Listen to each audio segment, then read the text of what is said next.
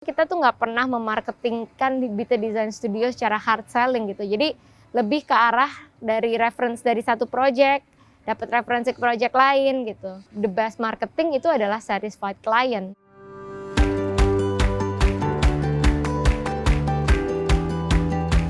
Selamat pagi, Gunadi Saputra di sini. Di acara Taklab hari ini, saya berada di depan sebuah kantor desain interior dan arsitek, yaitu Bita Design Studio. Di dalam ini sudah ada salah satu founder dari Bita Design Studio, Mbak Caroline. Dan saya akan berbincang-bincang sedikit dengan beliau mengenai perjalanan Bita sampai hari ini. Yuk, mari sama-sama masuk.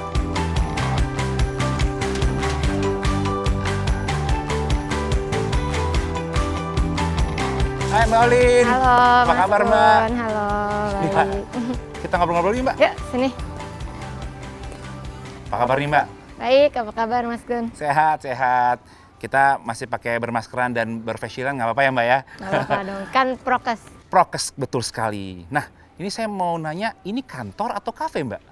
Jadi pada awalnya memang ini kantor. Ini kantor kita, kantor Bita Design Studio. 8 awal ada Bita, ada Sosje, Antikot, dan Oh, Monster. di sini. Lalu space ini itu tadinya kita rencananya mau jadi extension kantor kita. Cuma karena pandemi dan akhirnya kita banyak WFH, jadi kita berpikir kenapa nggak tempat ini kita bikin sesuatu yang lebih berguna di masa pandemi. Akhirnya kita bikin satu konsep ibaratnya compound dengan berbagai macam makanan, ada barbershop, ada library, ada retail, dan akhirnya kita bikin ini dengan konsep yang terbuka juga, karena orang di masa pandemi mencari open space kan. Betul gitu. sekali. Dan tercetuslah 8 square ini. Ah, inilah 8 square. Ya. Oke, baik. Kalau gitu boleh diceritakan sedikit nggak Mbak mengenai perjalanannya Bita Design Studio sampai hari ini Mbak? Ya, jadi Bita Design Studio itu kita terbentuk di 2012. Saya dan partner saya Krisya Oktaviani, lalu join juga Seno Widiantoro. Awalnya memang kita itu bertiga backgroundnya arsitek gitu. Kita lulusan Parahyangan, sempat kerja di Andra Matin, dan Seno di Studio Air Putih. Dan setelah itu kita memberanikan diri setup Bita Design Studio. Kita banyak mengerjakan proyek arsitektur, interior, dan sekarang kita merambah ke produk desain juga. Kita punya toko kita by Bita bareng dengan toko Monster di 8 Square, dan kita mendisplay barang-barang kita dan menjualnya secara retail. Oke, jadi lengkap tuh ya. Dari arsitektur ada, desain interior ada, sekarang produk desain. Wah, keren, keren.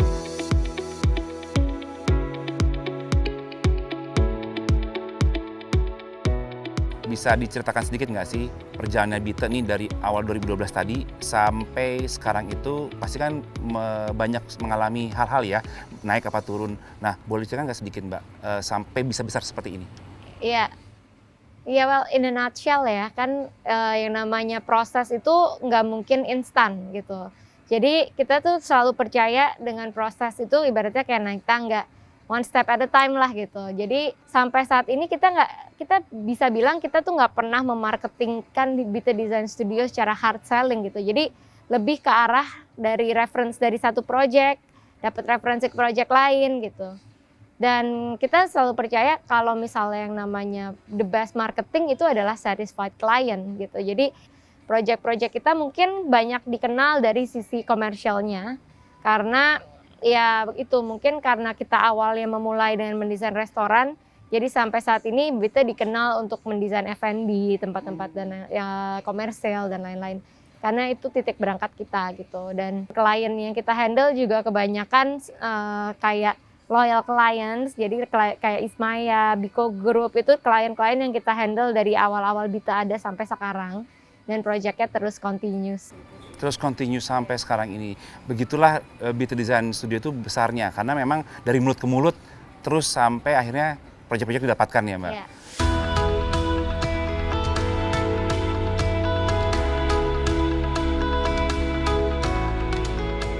Tadi kan disebutkan beberapa proyek yang sudah dilakukan dari tahun 2012 sampai sekarang dan rata-rata itu komersial ya. Nah, proyek-proyek komersial apa aja sih yang sebenarnya yang menjadi andalan atau favorit yang pernah saya dengarnya itu bisa mendapatkan bahkan award gitu. Itu apa aja sih Mbak? Ya semua project tuh kan di Bita kita lumayan variatif ya. Jadi kita nggak cuma ngomongin project F&B, kita ada project F&B, ada retail design, ada residential, office, cultural. Dan yang kemarin kita baru beres tuh juga kita kerjain asrama pesantren Tahfiz. Nah itu seru banget. Iya. Itu project yang seru banget karena awalnya itu kita bikin rumahnya klien kita dan ternyata di area rumahnya itu dia bikin dia pengen bikin, dia ngumpulinnya dari wakaf penduduk sekitar, terus dia akhirnya membuat satu pesantren gitu di area Depok situ. Dan itu menarik banget. Tapi di luar itu ya kayak project-project seperti yang restoran-restoran kayak Fujin sempat menang Style Decor Award, atau Mr. Fox, Park 5 yang mendapatkan kayak BCI Awards dan lain-lain.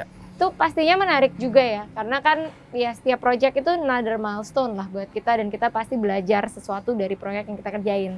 Kayak Park 5 itu hotel pertama yang kita desain dan itu seru banget buat kita karena kita melihat proses gimana sih cara membuat desain ini hotel ini gitu, karena desain hotel itu terkait dengan operator, dengan klien, dengan customer dan lain-lain. Jadi kita mempelajari banyak hal baru lah. Berbagai pihak lah intinya sebuah proyek itu kan. Jadi nggak hanya cuman klien, desainernya, klien, tapi berbagai pihak lainnya. Oke.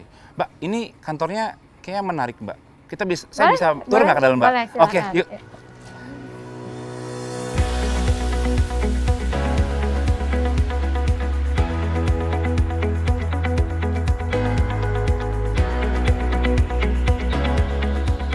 Oh, ini kantornya ya Mbak? Ya, selamat datang di kantor Bita. Oke, menarik sekali nih. Ini produk apa nih Mbak? Nah, jadi ini sebenarnya rak ini tuh buat mock up produk kita. Jadi kita setiap kali kita mau bikin produk baru, kita pasti kan prototyping. Nah, ini tempat untuk kita prototype lampu-lampu kita. Oh, ini produksi sendiri ya? Yang tadi disebut ada produk desainnya ya? Oke. Nah, kalau ini lagi sedang proses desain? Nah, ini salah satu desainer arsitek kita, Sujaya. Dia lagi bikin apa, Jay? Iya, gambar kerja untuk proyek kita di Purwakarta. Oh, di Purwakarta. Iya. Oke, nah saya lihat di belakang sana penuh dengan material Mbak. Itu berarti ini ada ruang material ya? Ya, jadi ini kantor kita ada tempat kita kerja dan kita juga ada tempat material. Tempat material ini menurut kita penting banget karena kita selalu bikin material board di tiap proyek gitu. Setiap proyek material board di sini. Di sini. Jadi ini table ini kita pakai untuk kita mix and match material. Supaya kita tahu nih nanti kalau misalnya kita setiap kali pasti akan masukin spesifikasi material. Betul. Kita jadi tahu nih misalnya warna kayu ini nanti ketemu dengan top table-nya dan keramiknya match apa enggak dengan dindingnya gitu. Jadi kita bisa mix and match sendiri di ruang material kita ini. Ini ada master book-nya Tako Mbak. Terus kayak lantai ini juga menggunakan vinyl Tako sepertinya nih Mbak. Iya, betul. Oke, sejauh mana sih produk-produk Tako itu membantu desain-desainnya dari Bita Studio Pak?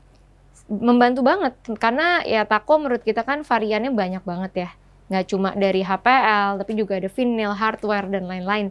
Dan karena kita banyak mengerjakan proyek komersil, proyek interior khususnya, jadi kita banyak banget dealing dengan kayak material dan dengan kita lihat kayak ini contohnya dari satu buku Tako ini kan banyak banget ya ininya nih motifnya dan lain-lain, patternnya. Jadi pas kita kasih lihat ke klien tuh gampang gitu. Kita cuma bawa satu buku dan kita udah tinggal cocokin mau yang mana. Ini biasa kita labelin kayak gini, mau yang mana, apakah finishingnya dark atau finishnya lebih white oak gitu. Jadi buat saya sih Tako membantu banget sih karena menyediakan berbagai varian produknya itu juga. Oke, dan klien kadang-kadang dibawa ke sini juga ke ruang material ini? Pasti, karena pas klien ke sini kita pengennya klien bisa langsung merasakan teksturnya, dia bisa langsung mix and match juga gitu. Langsung pegang lah intinya. Langsung pegang karena pas kita lihat di 3D seringkali ya klien kan awam dengan desain ya. Jadi mereka sering juga nggak kebayang kayak nanti kalau ini ketemu ini tuh kayak apa sih gitu. Di situ kita langsung bawain semuanya dengan sampel-sampel material yang ada. Gitu. Oke, jadi ruangan ini adalah salah satu yang paling penting dalam proses desain dari Bita Studio ini ya.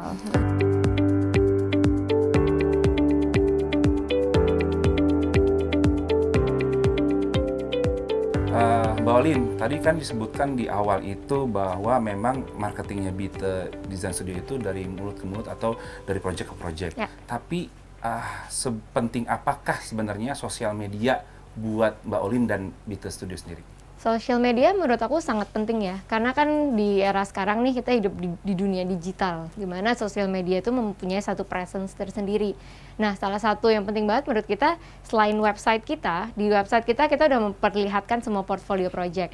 Cuma akan lebih gampang jika kita memperlihatkan juga di Instagram, karena Instagram kan is one quick way dan orang ngelihat Instagram itu on daily and hourly basis gitu kan. Correct. Jadi bukan kalau website itu our professional kayak preview, tapi di social media di saat kita beresin satu project kita upload gitu. Di saat kita upload orang akan lebih cepat untuk mendapatkan dan mengakses informasi itu ketimbang kita upload di web, karena orang nggak buka website setiap hari kan. Betul Gitu. sekali. Jadi menurut kita itu dua ya, gimana kita mengkoneksikan sosial media kita ke platform profesional kita, yaitu website. Nah, berarti sangat berpengaruh banget Instagramnya dari BT Studio itu dan websitenya juga ya. Betul.